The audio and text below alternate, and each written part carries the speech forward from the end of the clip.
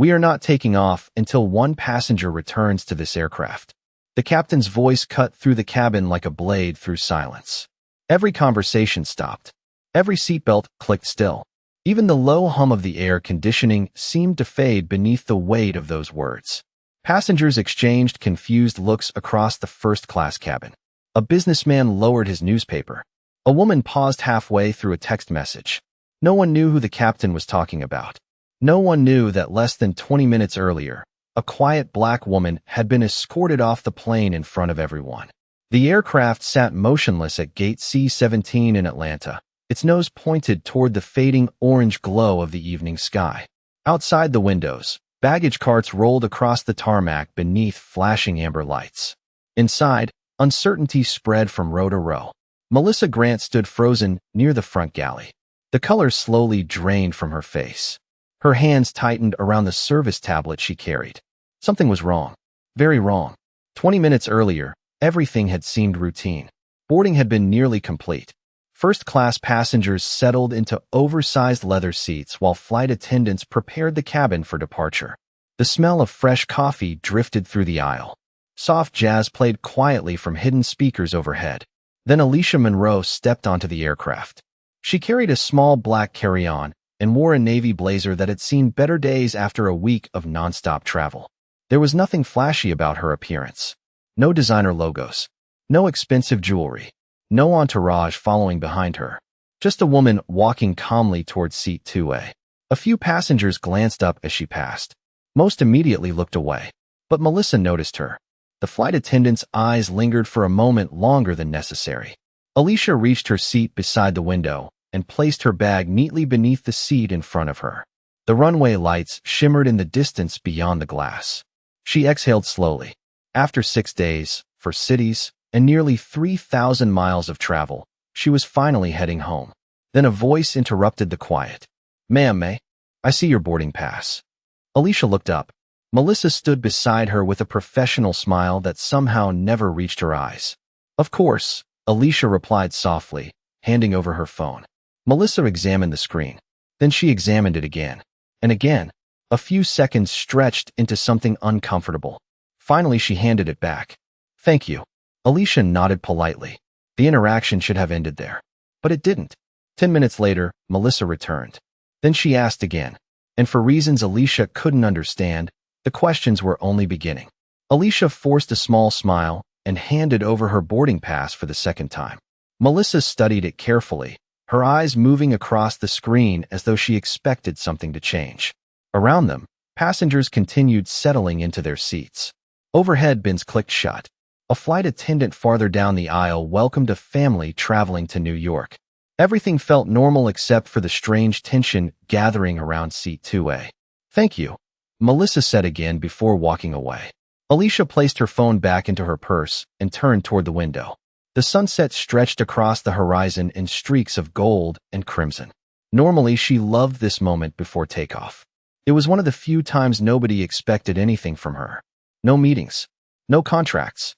No decisions worth millions of dollars. Just silence above the clouds. But tonight the silence felt different. 5 minutes later, she noticed several passengers looking in her direction. A man in an expensive gray suit leaned toward the woman beside him and whispered something. Both glanced at Alicia before quickly looking away. Across the aisle, another passenger frowned as if trying to solve a puzzle. Alicia lowered her gaze. She had seen those looks before. Not once. Not twice. More times than she could count. The kind of look that quietly asked whether she belonged somewhere. The kind that never needed words.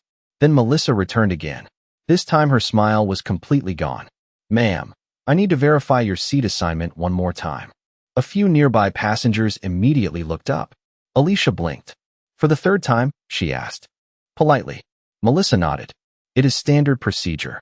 Alicia knew it was not standard procedure. She flew often enough to know exactly how airlines operated. Still, she unlocked her phone and presented the boarding pass once more. Melissa checked it, then checked it again. Her forehead tightened. "Please wait here," she said before leaving. The businessman across the aisle finally spoke loud enough for others to hear. "There has to be some kind of mistake." His tone carried a certainty that made several heads turn. Alicia looked toward him calmly. "What kind of mistake?" she asked. The man shrugged. I am sure they will figure it out. He smiled without warmth and returned to his newspaper. The words hung in the air long after he stopped speaking. A few minutes later, two gate agents stepped onto the aircraft. Melissa led them directly towards seat 2A. The atmosphere inside the cabin shifted immediately. Conversations faded. Even the flight attendants seemed uneasy. Alicia watched them approach, her heartbeat slowing instead of speeding up. Years earlier, she had learned something important. Panic never improved a situation. Dignity did. The lead gate agent stopped beside her seat and cleared his throat. Then he delivered a sentence that caused the entire row to fall silent. Ma'am, we need you to come with us. The words settled over the cabin like a sudden drop in altitude. For a moment, nobody moved. Alicia looked up at the gate agent, her expression calm, almost curious. Around her, passengers pretended not to stare while staring anyway. The businessman across the aisle folded his newspaper with slow satisfaction. Melissa stood a few feet behind the agents, her posture rigid, avoiding eye contact. Alicia slipped her phone into her purse and rose from her seat without argument. The leather cushions slowly expanded as she stepped into the aisle. May I ask why? She said. The lead agent shifted uncomfortably. We just need to resolve a seating issue, ma'am. Alicia glanced toward the empty boarding pass scanner visible through the open aircraft door. A seating issue. She had heard many explanations throughout her life. Some were honest. Some were convenient. This one felt neither. My ticket says seat 2A, she replied. I have shown it 3 times. The agent nodded. I understand. Yet he offered no further explanation. A silence followed. Not hostile. Not loud. Just uncomfortable. The kind of silence that made people suddenly interested in their phones. Alicia reached for her carry-on and stepped into the aisle. As she did, a small voice broke through the tension. Mom. She was sitting there first. The little boy from 2 rows back pointed toward the seat. His mother gently lowered his hand and whispered something into his ear. The child frowned, confused by a situation that made no sense to him. Alicia offered him a small smile before walking toward the aircraft door. The cabin lights reflected softly against the polished walls as she passed row after row of passengers. Some looked away. A few seemed embarrassed. Others appeared relieved that the disruption was ending. Near the front of the aircraft, Melissa finally spoke. Thank you for cooperating. Alicia stopped for half a second and met her eyes. There was no anger in her expression, no accusation. Somehow that made Melissa even more uncomfortable. I hope whatever concern exists gets resolved, Alicia said quietly. Then she continued walking. Minutes later, she sat alone inside the gate waiting area. Floor-to-ceiling windows overlooked the runway where aircraft moved through the twilight, like glowing ships crossing a dark ocean. The terminal had grown quieter as evening settled over the airport. Alicia placed her purse beside her and folded her hands. Her reflection stared back at her from the glass. Tired eyes. Long week. Countless miles traveled. Yet beneath the exhaustion remained something stronger. Patience. Her father used to tell her that character revealed itself most clearly when nobody expected kindness. She remembered those words now. Nearby, airport employees moved quickly through the terminal. Some glanced toward her before looking away. Others whispered as they passed. Whatever story had begun on that aircraft was already spreading. Back on board, passengers continued waiting. The aircraft doors remained open. Departure time came and went. In the cockpit, Captain Ethan Cole reviewed final paperwork before noticing a message highlighted in red on his tablet. He read the passenger report once, then a second time. Slowly, the color drained from his face. Tell me this is not accurate, he said. The first officer looked up from his checklist, confused by the expression on Captain Ethan Cole's face. The cockpit had been calm moments earlier. Instruments glowed softly across the flight deck.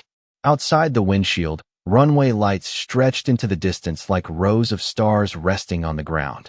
Ethan stared at the passenger report on his tablet. Then he read the attached note. Then he read it again. Who authorized this? He asked quietly. A gate supervisor standing near the cockpit door shifted uneasily. There was a concern regarding a seating discrepancy. Ethan lowered the tablet. A seating discrepancy? The supervisor nodded. That is what I was told. Ethan stood from his seat. The movement was so sudden that the headset hanging from his chair swung gently against the console. No, he said. That is not what happened. The supervisor swallowed. Captain. Ethan turned the screen around. On it was a passenger profile attached to a corporate travel account. Alicia Monroe, frequent flyer, executive status, founder and chief executive officer of Monroe Global Logistics. Ethan knew the name immediately. Almost everyone in the aviation industry did. Her company coordinated freight operations across dozens of cities and managed transportation contracts worth hundreds of millions of dollars every year. But that was not why Ethan recognized her. 3 years earlier, when his daughter had nearly lost her college scholarship after a financial crisis hit their family, a foundation funded by Alicia Monroe had quietly stepped in. No publicity, no cameras, no interviews, just help when it was needed most. His daughter graduated because of that program. Ethan had never met Alicia personally, but he remembered the name. He remembered the letter his daughter received. Most of all, he remembered what she told him afterward. "Dad, whoever started this foundation changed my life." Back in the terminal, Alicia remained, seated beside the giant window overlooking the runway. Darkness had begun settling over the airport. Reflections of aircraft lights shimmered across the glass. Travelers passed by carrying backpacks and rolling suitcases. Some recognized her from the aircraft incident and whispered quietly as they walked past. Alicia ignored them. Instead, she watched a plane lift gracefully into the night sky. The sight usually brought her peace. Tonight it brought questions. Nearby, an airport employee approached with a paper cup. "Ma'am, I thought you might want some coffee." Alicia looked up, surprised. "That is very kind of you." The employee smiled and handed her the cup before returning to work. A small act. Nothing more. Yet somehow it reminded Alicia that dignity still existed in unexpected places. Back on the aircraft, passengers were growing restless. Departure time had passed by nearly 20 minutes. The businessman across the aisle checked his watch repeatedly. Melissa stood near the galley, trying to appear busy. Then her phone vibrated. She glanced down at the message. Her face immediately lost color. Across the top of the screen were 4 words she never expected to see. "Captain requests immediate meeting." Melissa stared at the message for several seconds before reading it again. "Captain requests immediate meeting." The words felt heavier each time she looked at them. Around her, the cabin continued filling with quiet frustration. Passengers checked their watches. Some stared through the windows at the dark runway. Others refreshed flight apps on their phones, searching for updates that did not exist. Melissa slipped her phone into her pocket and walked toward the front of the aircraft. Her shoes tapped softly against the carpeted aisle. The closer she came to the cockpit, the tighter her chest felt. Something had changed. She could feel it. Inside the flight deck, Captain Ethan Cole stood beside his seat with his arms folded. The tablet remained illuminated on the console. The first officer sat quietly nearby, sensing tension but saying nothing. Melissa stepped inside. "You wanted to see me?" Ethan looked at her for a long moment before answering. "Tell me exactly why passenger Alicia Monroe was removed from this aircraft." Melissa blinked. There was concern about her seat assignment. Ethan did not respond immediately. Instead, he picked up the tablet and handed it to her. Melissa looked down. Her eyes scanned the profile attached to the reservation. Then she froze. Chief Executive Officer. Founder. Executive Platinum status. The words seemed impossible. "I did not know," she whispered. Ethan's expression remained unchanged. "That is not the issue." The silence that followed felt endless. Finally, Ethan spoke again. "Did she have a valid ticket?" Melissa swallowed. "Yes." "Did she refuse instructions?" "No." "Was she disruptive?" "No." Each answer landed harder than the one before. Ethan slowly nodded. "Then explain why she is sitting inside the terminal while this aircraft remains at the gate." Melissa had no answer. Back in the terminal, Alicia sat quietly with the untouched coffee beside her. The crowd around gate C-17 had grown larger. Delayed passengers filled nearby seats. Airport announcements echoed from distant speakers. Yet Alicia remained focused on the runway beyond the glass. Her phone buzzed several times with messages from colleagues asking about her arrival time. She ignored them. For now, none of that mattered. A young airport worker pushing a cleaning cart slowed as he passed. "Excuse me, ma'am," he said. Alicia looked up. "Yes." The employee hesitated. "I just wanted to say I saw what happened earlier. You handled it with a lot of grace." Alicia smiled softly. "Thank you."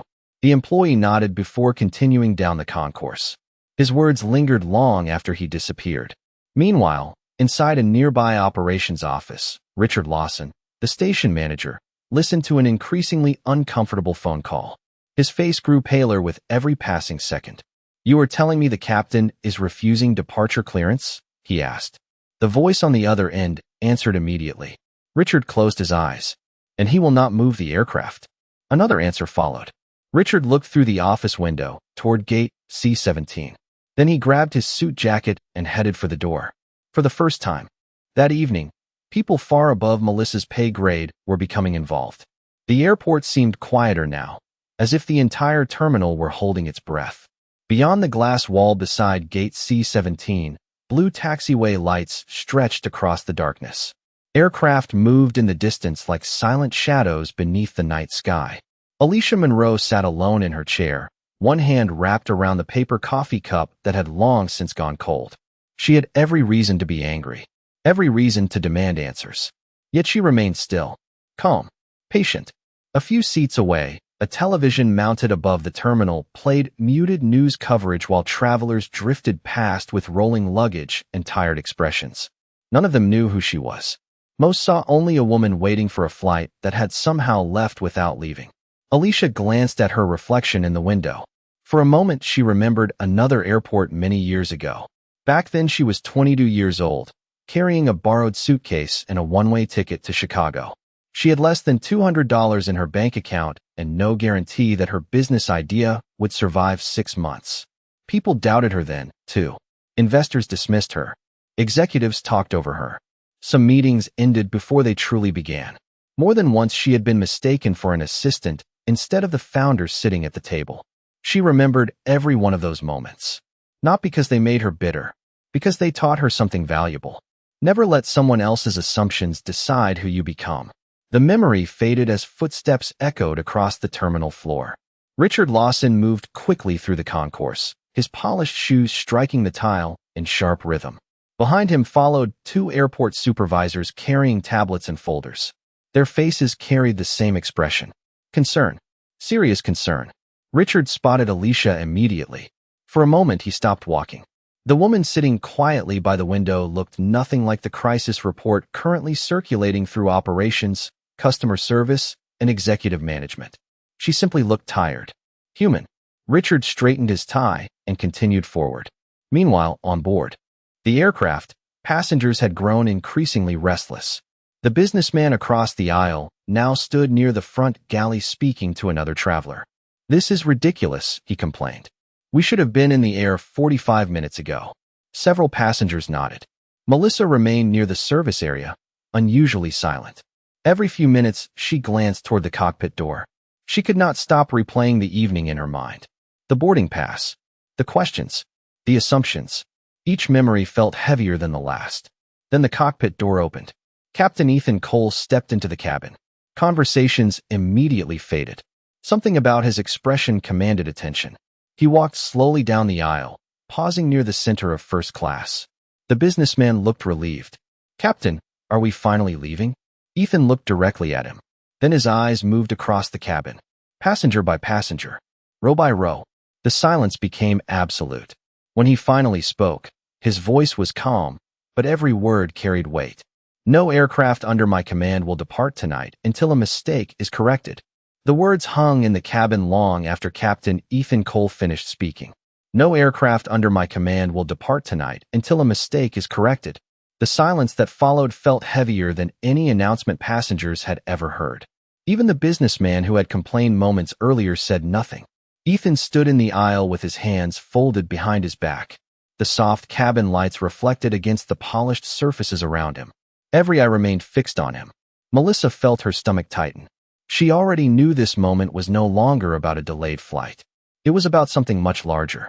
Ethan slowly looked across the cabin before speaking again. A passenger with a valid ticket was removed from this aircraft. Several passengers exchanged uneasy glances. A few immediately understood who he meant. Others looked confused. Ethan continued. That passenger followed every instruction given. She remained respectful throughout the entire process. Yet she was asked to leave despite having every right to occupy her assigned seat. The businessman across the aisle shifted uncomfortably. The memory of his earlier comments suddenly felt much less harmless. Near the rear of the aircraft, The little boy who had spoken up earlier looked toward his mother. This time she did not lower his hand or change the subject. She simply listened. Back in the terminal, Richard Lawson finally reached Alicia. He stopped beside her chair and took a slow breath before introducing himself. Ms. Monroe, my name is Richard Lawson. I am the station manager. Alicia looked up from the dark runway outside. Good evening. Richard noticed immediately that there was no anger in her voice. No hostility. Just calm professionalism. Somehow that made the situation feel even worse. Ms. Monroe, he said carefully, I would like to personally apologize for what happened. Alicia studied him for a moment. Do you know what happened? Richard hesitated. The question landed harder than he expected, because the truth was that he only knew pieces of the story. Reports, messages, assumptions. He knew the outcome. He did not yet know every decision that created it. Before he could answer, his phone rang. Richard glanced at the screen and immediately straightened. The call was coming from airline executive operations. He answered at once. As he listened, his eyes widened. Understood, he said quietly. I will handle it personally. The call ended. Richard slowly lowered the phone. For several seconds, he simply stared at Alicia. Then he spoke words that surprised even him. Ms. Monroe, there is something I need you to know. Alicia waited patiently. Richard swallowed. The captain recognized your name. Alicia blinked. My name? Richard nodded.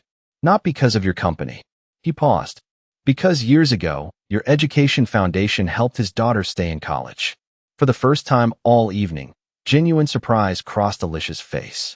Thousands of scholarships had been awarded through the foundation.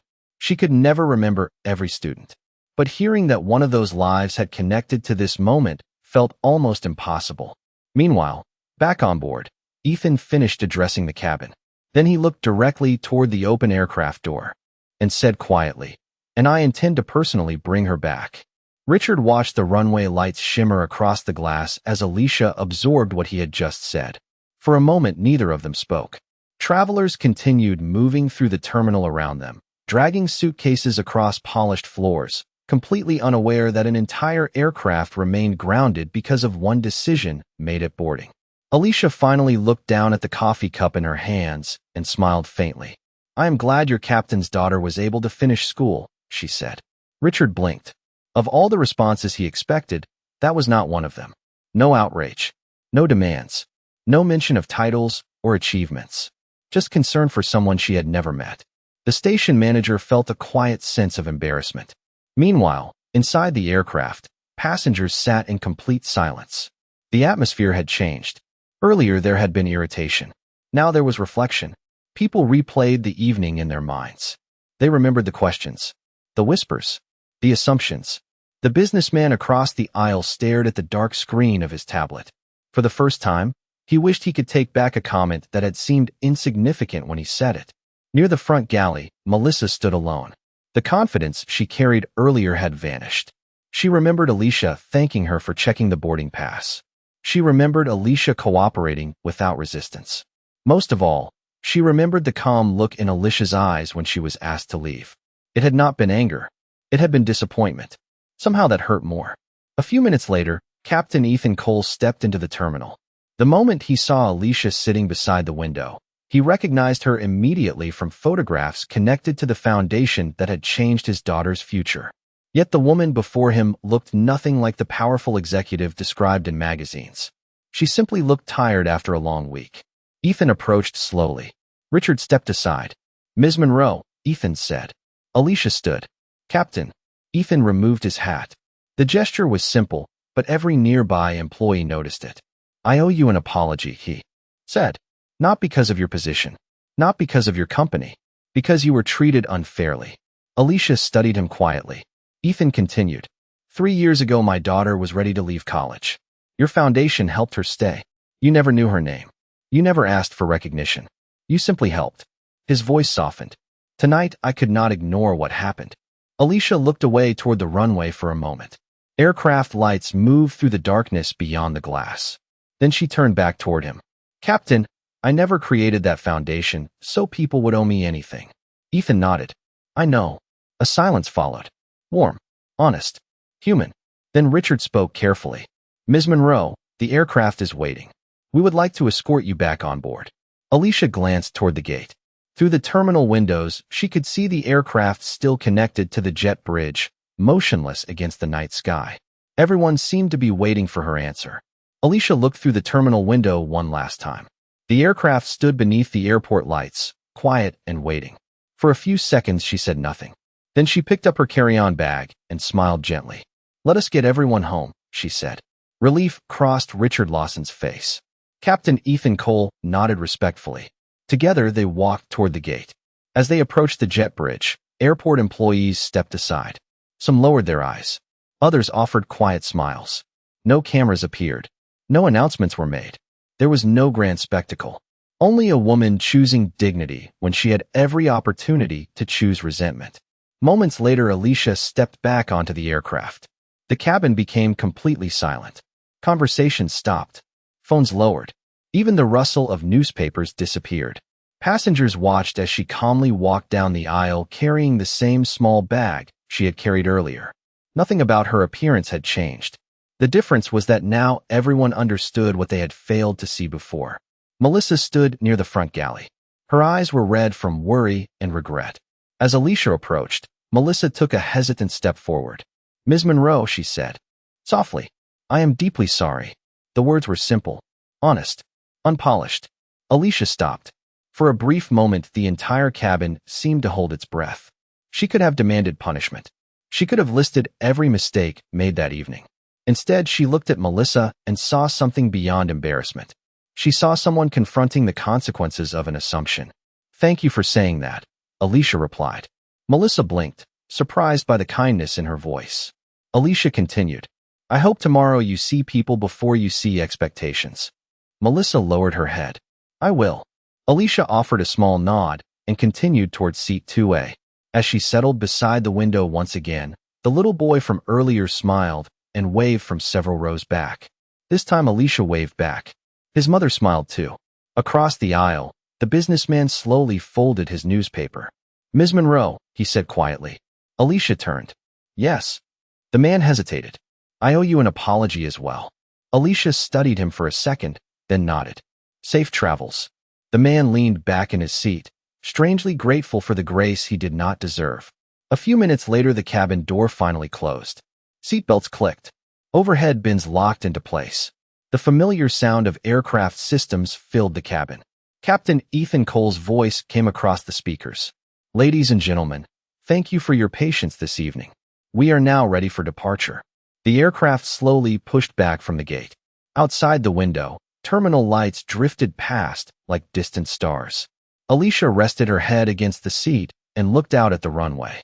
Somewhere beyond the darkness was home. Somewhere behind her was a lesson nobody on that aircraft would soon forget. As the engines gently accelerated and the plane lifted into the night sky, the city lights below grew smaller and smaller until they became nothing more than scattered points of light. Alicia watched them fade, then closed her eyes. The cabin settled into peaceful silence. No speeches, no celebration, no victory lap, just the quiet sound of an aircraft moving forward through the darkness, and the even quieter reminder that true strength is not found in power, wealth, or status. It is found in the choice to remain kind when the world gives you every reason not to.